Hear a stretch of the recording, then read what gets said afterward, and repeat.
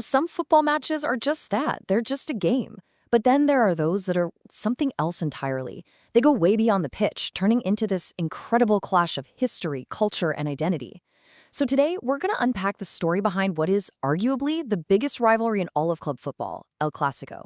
And we're going to see exactly why it will always, always be more than just a game. To really get what El Clásico is all about, you have to lock on to this one single idea. The battle between FC Barcelona and Real Madrid, yeah, it's fought with a ball for sure, but what fuels it? Oh, that's something much, much deeper. So the big question is, where did all this intensity, this almost warlike rivalry even come from? Well, believe it or not, before all the politics, before all the heavy history got involved, it started out pretty simple, just like any great rivalry does, right there on the football pitch. Yeah, if you go back to the turn of the 20th century, these two clubs were, well, they were just two of the best teams in Spain. They played hard, the fans were super passionate, but that deep-seated animosity we see today, it just wasn't there yet. It was all about the sport, really. Fierce competition, yeah, but also mutual respect.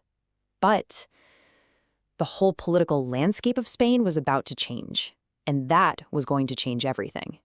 And here we are. This is the turning point. This is the exact moment a simple sporting contest got tangled up in politics and conflict forever. The Spanish Civil War completely redefined what it meant to be a fan of Barcelona or a fan of Real Madrid.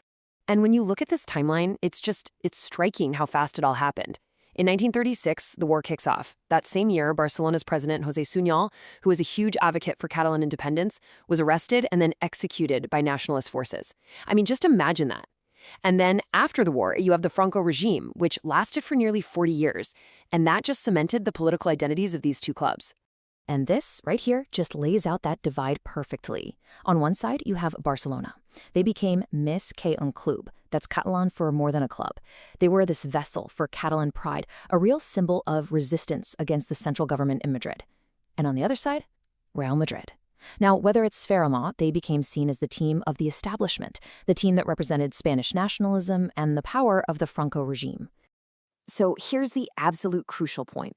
For so many fans, this rivalry wasn't about goals and trophies anymore. Not after what happened to Joseph Sunyol. His death just cemented it. The game itself became an outlet, a way to express political feelings. It turned into this battle that happened twice a year, a battle for the very soul of the country. Okay, so what happens when all of that tension, all that off-field drama spills back onto the grass? Well, that's when things get really interesting. This is where we get the legendary controversies, the shocking betrayals, and those moments of just pure, unforgettable drama. Man, if you want one story that perfectly captures the sheer mistrust between these two clubs, it has to be the saga of Alfredo Di Stefano. This guy was a player who was literally destined to change the history of football. And of course, both clubs were absolutely desperate to get him. And this whole thing was just so messy. It was incredibly complicated. You can see the steps here, right? Both clubs are claiming they signed him. Then a Spanish court makes this totally bizarre ruling that he has to play for each club in alternate seasons. Can you even imagine? In the end, Barcelona, feeling all this political pressure, they just gave up their claim. So for Barca fans, the conclusion was simple. The establishment had stepped in to make sure the world's best player ended up in Madrid. And what happened next? Di Stefano led Real to 5 straight European Cups. That bitterness, yeah, it's lasted for generations. 11-1.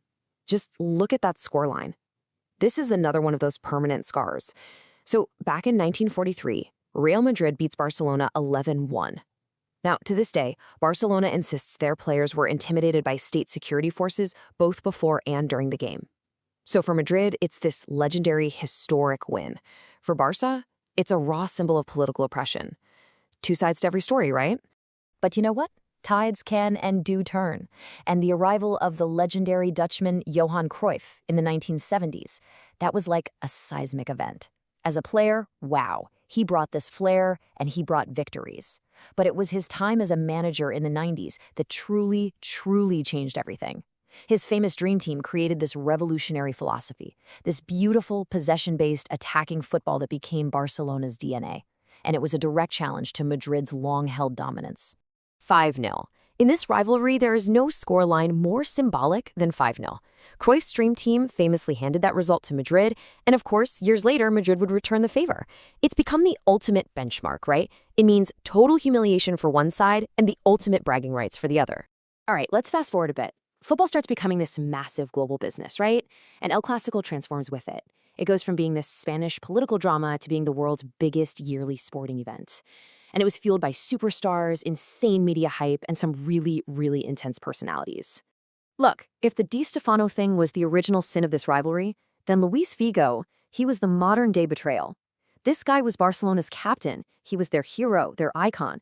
And when he crossed that divide to join Real Madrid's Galacticos project, their whole strategy of signing a global superstar every single year, the hatred just went to a whole new level. His first game back at the Camp Nou is legendary for just how hostile it was. And this era was just a fantastic clash of philosophies, of styles. On one hand, you had Real Madrid, the Galacticos, just buying a new global icon every summer. We're talking Figo, Zidane, Ronaldo, Beckham, the list goes on. And then on the other side, you had Barcelona. And they rebuilt their entire identity around the infectious joy and the just mind-bending skill of one man, Ronaldinho. What a time. And just when you thought it couldn't get any more intense, these two guys show up in the dugouts, and wow, it was a true clash of titans. You had Pep Guardiola, the Barcelona disciple, perfecting this beautiful tiki-taka possession game, and then you had Jose Mourinho, the ultimate pragmatist, who was basically brought to Madrid for one reason: to destroy it, by any means necessary. Honestly, the press conferences were sometimes just as fiery as the matches. But really, above everything else, the modern rivalry, and maybe an entire era of football, was defined by these two. For more than a decade, the two greatest players of their generation went head-to-head in this fixture. You had Lionel Messi, the quiet, homegrown genius from Barca's academy, against Cristiano Ronaldo, the perfect athletic specimen, signed to be Madrid's global hero. Every single Clásico was just another chapter in their personal duel for the title of best in the world. So, Messi and Ronaldo, they've moved on. Pep and Mourinho, they're somewhere else now. But the rivalry? Oh, the rivalry endures. It always does. And a new generation is now stepping up, ready to write its own history. The names on the back of the jerseys might have changed, but the weight of that shirt, that stays the same. Now you've got these global superstars like Jude Bellingham and Vinicius Jr. leading the line for Real Madrid. Meanwhile, Barcelona is putting its faith in these brilliant young talents like Pedri and Lamine Yamal. It's a whole new set of protagonists for this story that's been going on for over 100 years. And that's the really beautiful thing about El Clásico, isn't it? It's not some dusty old story. It's living history. It's a story that is always, always evolving, with new heroes, new villains, and new controversies just waiting around the corner, ready to be written. So, the next time you tune in, the next time you see those two teams walk out of the tunnel, just remember what you're really watching. It's not just 90 minutes of football. You're watching a battle of identity, a reflection of history. You're watching a story about a rivalry that is, and always will be, so much more than a game. This is El Clásico.